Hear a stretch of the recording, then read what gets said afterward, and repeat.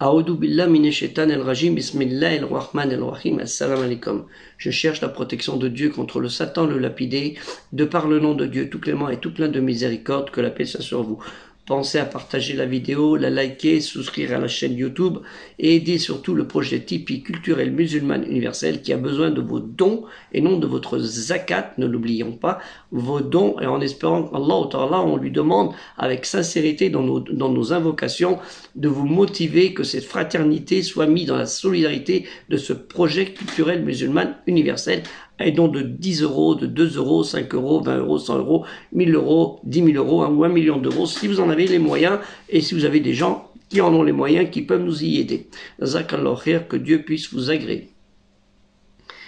L'habillement de l'homme et de la femme. Sujet qui est beaucoup d'actualité, surtout concernant, on parle de la femme, mais de l'homme. Quand le hadith propos du prophète Mohammed sallallahu alayhi wa sallam, sur lui le salut et la paix, confirme un passage de la Bible qu'on appelle Tanakh, le Deutéronome, Devarim, la parole. On en reviendra plus tard. Inch'Allah. Dieu le Très-Haut, exalté soit-il, dit dans sa noble parole, Kalimate Allah, dans la sourate 7, El-Araf, le purgatoire, au verset 26, Ô enfants d'Adam, nous avons fait descendre sur vous, dotés de vêtements pour cacher, couvrir votre nudité, votre sexe, afin que des parures, ainsi que des parures, mais la piété, la pudeur est le meilleur vêtement. C'est là un signe de la puissance de Dieu, peut-être s'en souviendront-ils. Ya bani Addama kad anzalna alaikum libasa'an yurwari sawatikum wa rishahan wa lisbasu at-taqwa dalika khayrun dalika min ayati Allah la'allamun andarkarun. Dans cette sage parole de Dieu, le Très-Haut, qui nous informe, Allah Ta'ala, lui le Très-Haut, nous informe que l'habit est fait pour préserver notre pudeur. Elle embellit notre image corporelle, relevant de l'ordre éthique et spirituel. D'une manière générale, l'obéissance dans l'obédience, l'islam, comme j'aime souvent le dire, laisse à chacun le soin de s'habiller selon son appréciation ou en conformité avec sa culture ou sa coutume, pourvu que ceci respecte certaines règles élémentaires de la pudeur et de l'éthique, qui sont celles en fait de notre foi religieuse, l'iman. Ainsi donc, les croyants dans l'obéissance de l'obédience, comme j'aime souvent le dire, l'islam, qu'on nomme les musulmans et les musulmanes, les muslimines et les muslimates, sont tenus de s'habiller de manière à cacher les parties dites intimes du corps, sauf le visage, les pieds, les mains, de ne pas porter tout ce qui est moulant ou transparent au point d'afficher cette dernière et tout ce qui peut remettre en cause son identité de croyant. La foi musulmane n'étant pas une contrainte brutale, mais demandant aux croyants de rester dans la religion du juste milieu et de la modération. Allah Ta'ala, Dieu le Très-Haut, exalté soit-il, nous dit dans la sourate 59, El-Arsh, le rassemblement, au verset 18, « Ô vous qui avez cru, qui êtes croyants, craignez Dieu, faites preuve de piété à l'égard de Dieu, que chaque âme voit bien ce qu'elle a avancé ou l'a préparé pour demain dans l'au-delà. Et craignez Dieu, car Dieu est celui qui est parfaitement connaisseur de ce que vous faites. Ya ayyuhalladhina amanu attaqu Allah wa lam tazur nafsu wa qaddama li khadin wa attaqu Allah inna Allah khabirun bima ta'lamun. La pudeur est la clé de tout bien. La pudeur, dans tous ses aspects, est un bien. C'est ainsi qu'elle incite à réaliser tous les types de bonnes actions et à éviter les vices et péchés. Il s'agit donc d'une bonne qualité morale à acquérir. Ainsi, la pudeur empêche les croyants de se laisser porter par leur passion et leur permet de contrôler et d'embellir leur comportement. Être dénué de pudeur, c'est donc la porte ouverte à tous les maux. Le dernier des prophètes, Mohammed sallallahu alayhi wa sallam, sur lui le salut et la paix, nous rappelle dans ses propos, ses hadiths, « Si tu n'as pas de pudeur, fais ce que tu veux. Et on rapporte aussi que l'un des compagnons du prophète Mohammed, sallallahu alayhi wa sallam, sur lui le salut et la paix de Dieu, lui a posé cette question: est-ce que la pudeur fait partie de la religion? C'est déjà toute la religion, répondit le prophète. Cette religion a son caractère moral, celui de l'islam, et c'est bien cela la pudeur. On rapporte aussi que l'un des compagnons, excusez-moi, le prophète Mohammed sallallahu alayhi wa sallam, d'après Abu Huraira radiallahu anhu, nous dit qu'il a dit: le pudeur fait partie de la foi et la foi est au paradis. Donc l'obscénité fait partie de la bassesse et la bassesse est dans le feu. Rapporté par Tirmidhi en 2009.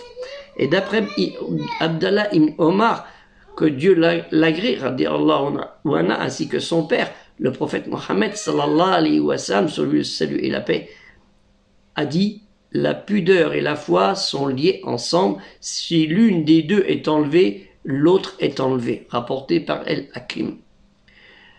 La pudeur, dans son vrai sens, donne de la lumière au visage ainsi que de la beauté à l'âme. On parle ici d'un mélange d'amour et de crainte en Dieu qui distingue la personne pudique des autres. Les hommes qui ressemblent aux femmes sont maudits de la bouche du prophète Mohammed sallallahu alayhi wa sallam, de même que les femmes qui ressemblent aux hommes.